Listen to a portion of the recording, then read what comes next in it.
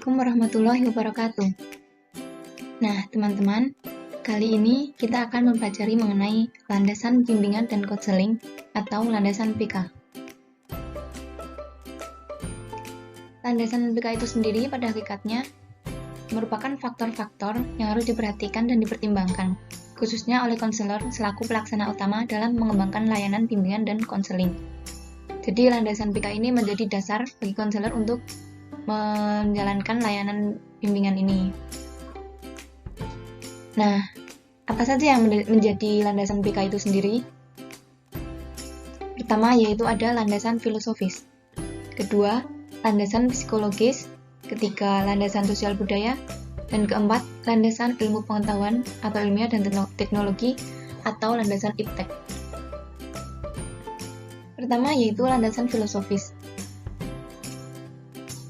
Landasan filosofis itu sendiri landasan yang berkenaan dengan upaya memahami hakikat manusia dikaitkan dengan proses layanan bimbingan dan konseling. Nah, hakikat manusia itu sendiri ada beberapa pendapat. Manusia adalah makhluk rasional yang mampu berpikir dan mempergunakan ilmu untuk meningkatkan perkembangan dirinya. Kemudian, manusia dapat belajar mengatasi masalah-masalah yang dihadapinya apabila dia berusaha memanfaatkan kemampuan-kemampuan yang ada pada dirinya. Manusia berusaha terus-menerus memperkembangkan dan menjadikan dirinya sendiri, khususnya melalui pendidikan. Sebenarnya masih ada banyak lagi hakikat manusia. Jadi di sini konselor harus memahami hakikat manusia itu sendiri. Dengan memahami hakikat manusia itu, diharapkan upaya bimbingan dan konseling tidak menyimpang dari hakikat manusia itu sendiri. Jadi, konselor harus melihat kliennya sebagai manusia yang utuh dan memperlakukannya sesuai dengan hakikatnya. Yang kedua yaitu landasan psikologis. Landasan psikologis ini yaitu landasan yang berhubungan dengan pemahaman tentang perilaku individu yang menjadi sasaran layanan bimbingan dan konseling, yang meliputi ada motif dan motivasi. Motif dan motivasi ini sendiri yaitu dorongan yang menggerakkan seseorang berlaku baik. Ada motif primer dan ada motif sekunder.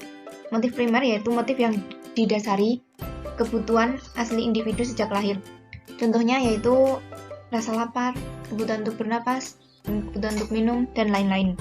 Kemudian ada motif sekunder, yaitu motif yang terbentuk dari dari proses hasil belajar, misal rekreasi atau sekolah atau belajar keterampilan gitu. Kemudian ada pembawaan dan lingkungan. Pembawaan dan lingkungan ini berkenaan dengan faktor-faktor yang membentuk dan mempengaruhi perilaku individu. Pembawaan itu ada sejak lahir dan bersifat potensial atau perlu dikembangkan, bergantung pada lingkungan tempat tinggal.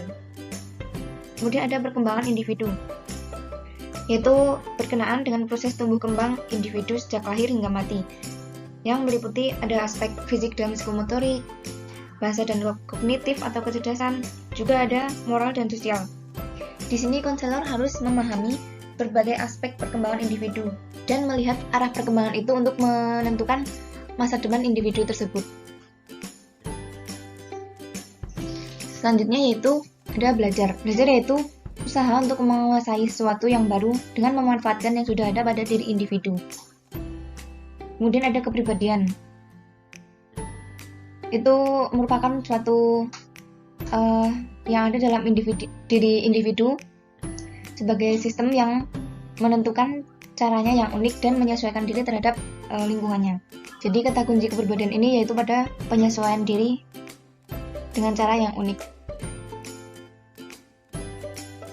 Selanjutnya ada landasan sosial budaya. Landasan sosial budaya ini berkenaan dengan aspek sosial budaya sebagai faktor yang berpengaruh terhadap perilaku individu, yang perlu dipertimbangkan dalam layanan bimbingan dan konseling, termasuk di dalamnya mempertimbangkan tentang keragaman budaya. Kemudian ada landasan ilmu pengetahuan dan teknologi atau IPTEK. Landasan IPTEK ini berkaitan dengan layanan bimbingan dan konseling sebagai kegiatan ilmiah yang harus senantiasa mengikuti laju perkembangan ilmu pengetahuan dan teknologi yang demikian pesat. landasan iptek ini bisa berupa pemanfaatan teknologi. Contohnya ada pemanfaatan komputer itu udah sejak dulu.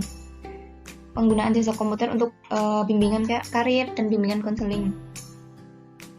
Pada landasan iptek ini, di sini konselor dituntut untuk terus beradaptasi dengan perkembangan iptek sehingga tidak tertinggal. Nah, layanan bimbingan dan konseling dalam konteks Indonesia, di samping berlandaskan pada keempat aspek tersebut, ada perlu diperhatikan pula ada landasan pedagogis, landasan religius, dan landasan yuridis formal. Jadi keempat landasan tadi itu secara umum. Nah, ini ada landasan lain, yaitu pertama landasan pedagogis, yaitu landasan yang berkenaan dengan ilmu untuk bagaimana cara mendidik seorang anak. Kemudian ada landasan religius, landasan yang ditekankan pada 3 pokok hal, yaitu pertama, manusia sebagai makhluk Tuhan. Kedua, sikap yang mendorong perkembangan dari peri kehidupan manusia berjalan ke arah dan sesuai dengan kaidah-kaidah agama. Ketiga, upaya yang memungkinkan berkembang dan dimanfaatkannya secara optimal suasana dan perangkat budaya, termasuk iptek serta kemasyarakatan yang sesuai dengan meneguhkan kehidupan beragama untuk membantu perkembangan dan pemecahan masalah. Kemudian terakhir ada landasan yuridis formal. Nah, ini berkaitan dengan peraturan perundang-undangan yang berlaku di Indonesia tentang penyelenggaraan bimbingan dan konseling. Itulah pembahasan kita kali ini mengenai landasan bimbingan dan konseling. Kurang lebihnya mohon maaf. Terima kasih. Wassalamualaikum warahmatullahi wabarakatuh.